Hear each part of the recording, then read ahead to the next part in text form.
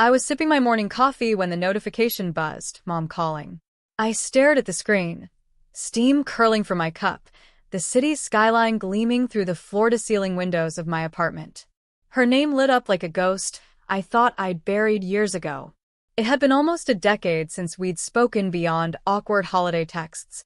Now, as I stood in my silk blouse and tailored slacks, waiting for my driver to take me to a board meeting, I couldn't help but wonder, what could she possibly want? I let the phone ring out, my pulse quickening despite myself. Funny, isn't it? You can rebuild your entire life, degrees, business, stability, yet one name on your phone can make you feel 16 again, helpless and angry. I set the mug down, fingers trembling just a little. The espresso left a perfect ring on the marble counter, neat, controlled, unlike the mess she left behind in me. The phone buzzed again. This time, a text followed. Call me. It's important. Important.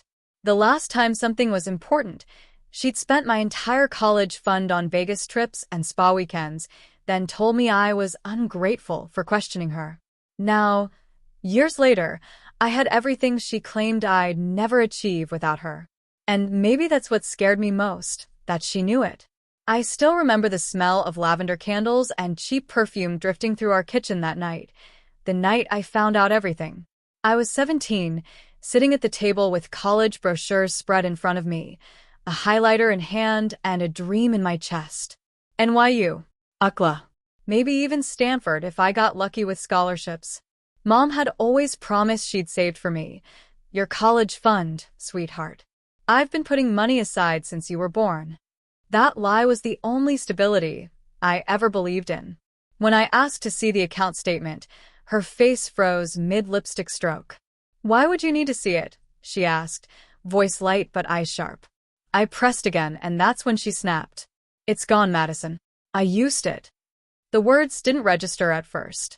Used it? I repeated. She tossed her hair, bracelets clinking. I deserved a break. After everything I've done for you, the sacrifices, the late nights, you think I don't get to enjoy a little Vegas? A spa trip or two? I remember standing up, my heart hammering so loud I could barely hear myself speak. That was my future, Mom. You said. Oh, don't start with your attitude, she interrupted, rolling her eyes. You're so ungrateful. You think money grows on trees? I gave you life. You'll figure out college like everyone else. Ungrateful. The word hit me like a slap. I ran to my room, threw my duffel bag on the bed, and started packing whatever I could. Clothes, a photo of Grandma, and the small silver bracelet she'd given me before she passed. Real wealth starts inside you, Maddie, she'd said. Don't ever forget that. When I walked out that night, my mom didn't stop me. She just stood in the doorway, arms crossed, like she was watching a spoiled kid throw a tantrum. But as I stepped into the cold night air, that bracelet warm against my wrist, I knew this wasn't rebellion. It was survival. I didn't have money. I didn't have support. But I had something she'd never understand. The fire to make my own way, and to never let her call me ungrateful again. The first few months after leaving home were brutal. I crashed on friends' couches, took shifts at a diner off Highway 42, and lived mostly on black coffee and leftover fries. College seemed like a faraway dream, a glossy picture I'd torn from someone else's life. But I refused to give up. I enrolled in community college classes part-time, paying for them with whatever I could scrape together from tips. I studied between shifts, the smell of grease and burnt toast clinging to my clothes as I memorized business law terms or drafted essays on napkins.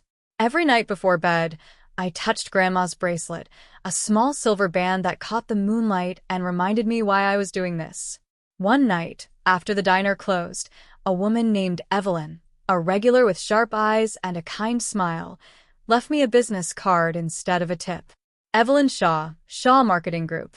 On the back, she'd written, "You've got potential, kid. Call me." That card changed everything. Evelyn took me under her wing. She taught me how to write proposals, how to talk to clients, how to walk into a room like I belonged there. I started doing small freelance projects, social media campaigns, logo designs, even ad copy. When my first client sent me $300 for a project, I cried in the bathroom stall, holding my phone like it was a miracle. The work wasn't glamorous, but it was mine. I built a portfolio, upgraded my old laptop, and pushed through sleepless nights fueled by determination and instant noodles. There were days I questioned if it was worth it, when I saw girls my age moving into dorms, posting college parties and graduation photos. I had no dorm, no parents cheering me on. Just grit. By 23, I had my own small business. Freelance clients turned into contracts, contracts turned into referrals. I still kept things quiet online. A few vague posts about working on new projects or traveling for work. My mom never asked for details anyway. She assumed I was barely getting by. Let her think that, I told myself. Evelyn eventually retired, handing me her client list and her blessing. I grew from a solo freelancer into the owner of Carter Creative, a boutique digital branding agency. I built my team, leased an office downtown, and even spoke at a women's entrepreneurship panel last year, something my teenage self would have never believed possible. And through it all, I stayed invisible to her world. Every milestone, every check signed, every late-night victory was mine alone. My revenge wasn't loud or cruel. It was silent, Polished. empowered. Still, there were moments when I'd catch myself wondering if she'd ever see what she threw away, if she'd ever understand that her daughter turned that betrayal into a brand new empire. Now, years later, with her text glowing on my phone, I had the feeling she was finally about to find out. The day my mother showed up, it was raining, soft, misty rain that made the city lights blur like watercolor. I was in my office, a corner suite on the 12th floor, reviewing a campaign pitch when my assistant poked her head in. "Miss Carter, there's a woman here asking for you. Says she's your mother." I froze, pen hovering over the page. For a second, I thought I'd misheard. "Did she give a name?" she said.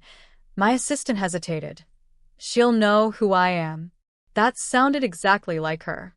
I took a deep breath, smoothed my blouse, and told her to send her in. The sound of heels on polished marble echoed a moment later. Then there she was, the woman who'd once told me I was ungrateful, standing in my office like a ghost from a life I'd buried. Her face had changed. A few more lines, a bit of fatigue around the eyes. But the same perfume, heavy and floral, hit me instantly. "Madison," she said, smiling like nothing had happened. "You look well." "I am," I replied, keeping my tone even. "What brings you here?" She glanced around, her gaze catching on the abstract art hanging behind my desk, the leather chairs, the city skyline visible through the glass wall. "Wow," she murmured. "This place is nice. You work here?" "I own it," I said simply. Her head snapped toward me, surprise flickering across her face. "You own this?" I nodded. Every square foot. For a long moment, she said nothing.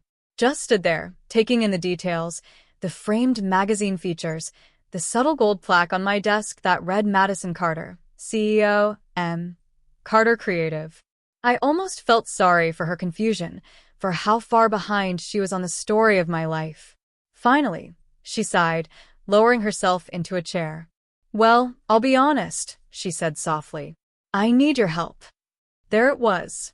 She went on about her debts, credit cards maxed out, a friend who'd tricked her, bills piling up. Her voice cracked when she said, "I didn't know who else to turn to." For a while, I just listened. The rain tapped against the window, my pulse steady. "You know," I said finally, "it's funny. When I needed you, you told me to figure it out like everyone else." Her eyes dropped to the floor. "I made mistakes," she whispered. "I was trying to find happiness. I just thought you'd understand that by now." Happiness. I almost laughed. "You spent my future on champagne and slot machines. Then you told me I was ungrateful." She winced. "I shouldn't have said that." "No," I said, standing slowly. "You shouldn't have." The silence stretched between us, heavy, years thick. Then she looked up, eyes wet. "Madison, I'm proud of you." I really am. You've done so well for yourself. It should have felt good to hear that. But it didn't. Not really. I walked to the window, watching the city lights shimmer through the rain. You know what's funny, Mom? You always said money doesn't buy happiness. But losing everything you stole from me, that's what gave me mine. When I turned back, she was crying quietly. For the first time, she looked small, human. I sat across from her, calm, steady, composed. You need help, I said finally. And maybe I can offer some. But not the way you think. Her tearful eyes searched mine, waiting for an answer she wasn't ready to hear. Because this time, I wasn't her little girl begging for love. I was the woman deciding what kind of mercy she'd earned. I let the silence hang for a long moment, the soft hum of the rain filling the room.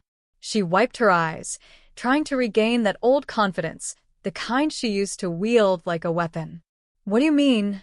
Not the way I think, she asked carefully. I folded my hands on the desk, my tone calm, deliberate. I'll help you, Mom. But there are conditions. Her brows knitted together. Conditions? Yes. I leaned forward slightly. If I give you money, it's not a gift. It's a contract, emotional and financial. You'll get a small monthly allowance, enough to stabilize yourself. But in return, you'll enroll in therapy. Real therapy, not the kind you quit after 2 sessions.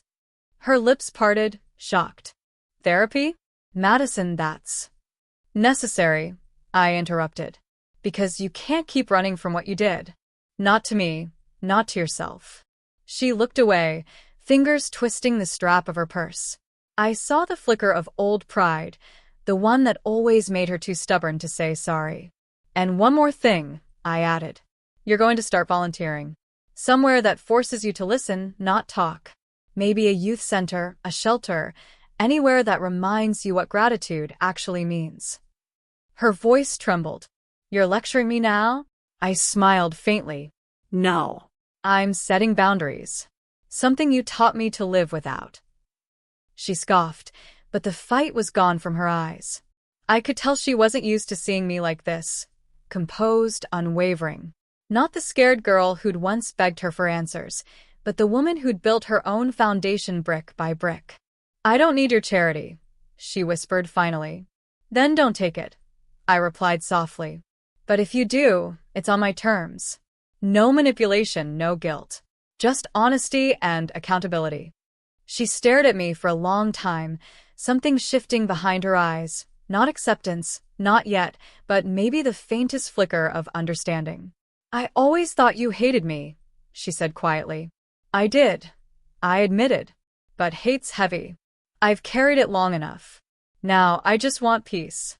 And if helping you find some helps me let go, maybe that's worth the risk. Her gaze fell to the bracelet on my wrist, Grandma's silver band. She smiled weakly. You still wear it. Every day, I said. It's a reminder of what real wealth looks like. She didn't respond. Just nodded, eyes glassy, hands clasped in her lap. When she finally stood to leave, she looked around one last time. At the office, the view, the life I'd built. You did all this without me, she murmured. Yes, I said gently. But not without the lessons you taught me, even the painful ones. As the door closed behind her, I felt something loosen in my chest. Not triumph, not revenge. Just release. The kind of power that doesn't shout, it breathes. Weeks passed after that meeting, and for the first time in years, my mother's name stopped carrying the weight of anger in my chest. She kept her word. Mostly. She started therapy, sent me short texts after each session, and even emailed me a photo of her at a local community center helping organize donations. The tone was cautious, almost humble, like she was learning how to talk to me all over again. And maybe, in a way, I was learning too. Some nights, I'd sit by the window of my apartment, city lights glittering below, that silver bracelet catching the soft glow from the lamp beside me. I'd think about all the versions of myself I'd had to become. The broke waitress, the night student, the businesswoman, the daughter who stopped waiting for an apology. Grandma's words echoed clearer now than ever. Real wealth starts inside you. I used to think she meant money, independence. but now I understood. Real wealth was freedom. Peace. The ability to choose who I became, no matter who failed me. A few months later, Mom sent me a letter, handwritten, not texted or emailed. Inside was a note. I can't undo what I did, but I'm trying to be someone better than the woman who hurt you. Thank you for giving me that chance. I sat there for a long time, the paper trembling slightly in my hand. I didn't cry. Not because I was cold, but because I finally didn't have to. The wound had closed, imperfectly but enough. I placed the letter in my desk drawer, right beside my first client contract, 2 pieces of paper that, in different ways, define my journey. One taught me betrayal, the other, rebirth. Later that evening, I walked to the mirror, adjusting the bracelet on my wrist. The reflection staring back wasn't the girl who'd lost her college fund.